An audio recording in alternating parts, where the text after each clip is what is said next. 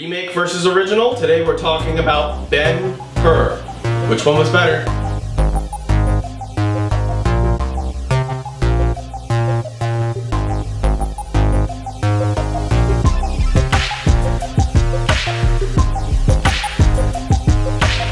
Initiate Vigilante mode.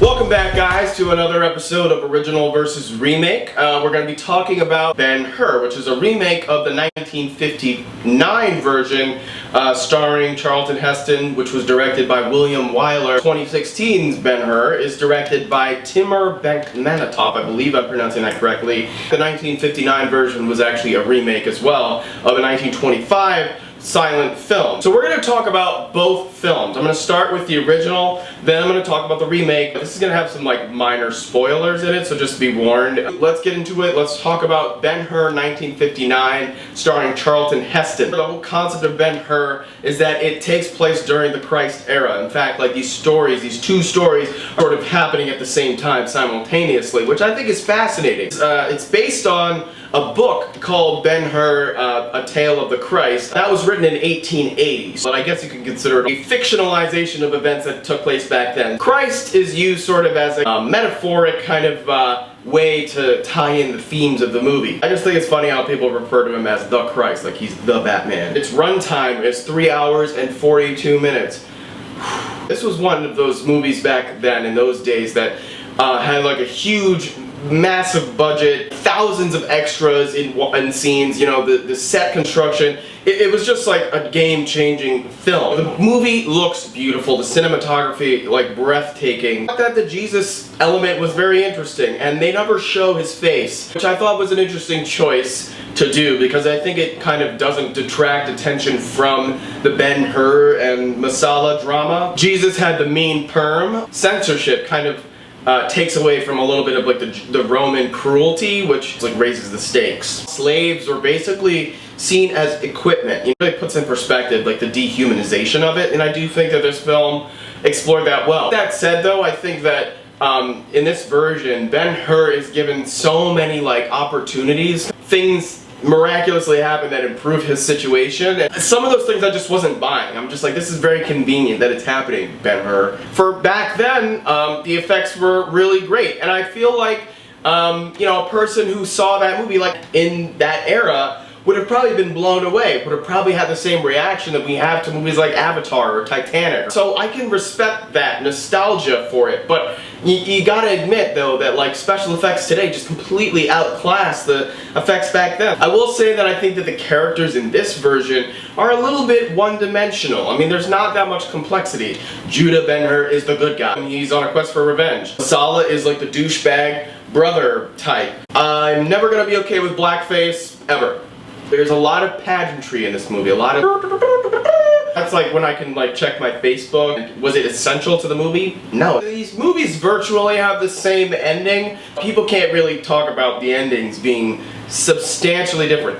I mean, can they? I don't know. I'm gonna give this Ben-Hur a B+. I think that's fair. I think it's a very good movie. But it didn't hit me when I saw it as a child in 1959 or something like that, and have that effect that it probably had on people of that generation. But I can acknowledge the great filmmaking. Alright, so now we're talking about the remake, directed by Timur Bekmambetov, the guy who directed Wanted. It stars Jack Houston and Toby Kebbell. I really like Toby Kebbell. I think he's an up-and-coming actor who I'm very impressed with. He plays this archetype really well. He plays Masala in the film. He plays that vengeful brother type frequently. Jack Houston plays Judah Ben-Hur, who I've never seen act before, but I really liked his performance in the movie. I thought he was really good. Subtle, layered, conflicted. I was with him the whole time, pretty much. I hadn't seen the original film when I saw this one, so I had no expectations whatsoever, aside from the trailers,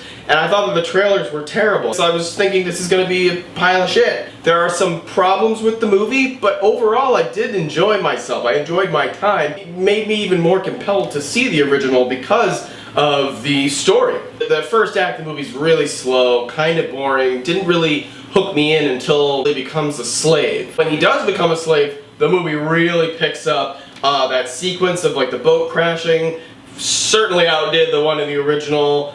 Kind of some breathtaking filmmaking and special effects and cinematography. Now, I've heard some reviewers talking about the shaky cam. I thought it looked good. I actually thought it worked for a lot of the action sequences, particularly the chariot race at the end, which I thought was really exciting and even more exciting than the chase in the original film. Great suspenseful moments, and I was really invested. But the acting across the board was pretty good. Morgan Freeman is in the film.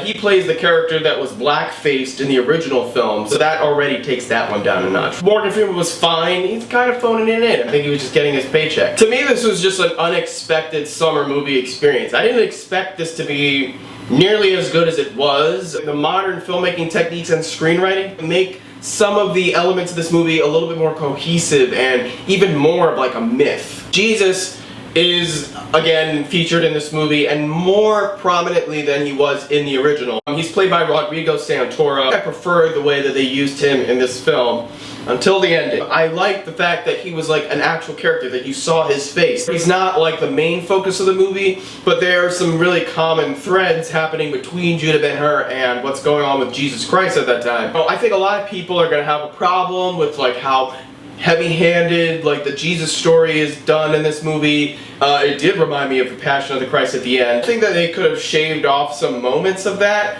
but I mean they really condensed the Jesus story anyway into this movie, like into like 3 or 4 scenes. I'm gonna be the unpopular opinion, but I like the way that they did Jesus in the movie. So I could appreciate what was happening with Jesus in this movie for what it was. Watch the Schmoes Know review. I'll like link it or something. I just don't agree with what they say about the ending of the film. If you've seen the original, it's no spoiler that basically the rain that falls after Jesus' death cures the leprosy of Ben-Hur's mom and his sister. How could you complain about this version's ending of that, because it's the same ending? There's some other things that they changed about the ending which I didn't have a problem with it because I had no expectation and I actually thought it was kind of nice. Maybe that's just sort of like, are you a half glass full, half empty kind of person? Overall, I enjoyed this remake of the film. I think it definitely had some competent filmmaking, some pacing problems here and there, but I was definitely invested with the characters and the story. I walked out of the theater very excited because I really love like the heroic nature of the film and the heroic nature of the characters and the feud between these two brothers, and the revenge stories really appeal to me. I wonder why. I'm gonna give the remake a B-. Yeah, it was okay. It wasn't great. I do think it's worth seeing. There were some choices made that maybe detract a little bit from maybe it being just a very cohesive story. I do think that it was a worthwhile remake. Do I think it was better? No. The original set a precedent for these types of sword and sandals movies like Gladiator. The original is a better film, but I do think that there are a lot of flaws with that movie given the fact that it's almost 4 hours, and I don't think it needs to be 4 hours. It would make a more cohesive and coherent experience that doesn't just have a lot of fluff in it that I probably would have given an A to. I do want to credit the filmmakers on this remake because I actually think it was pretty good. A surprisingly good summer movie that I didn't see coming. That's my review of the original Ben-Hur and the new Ben-Hur.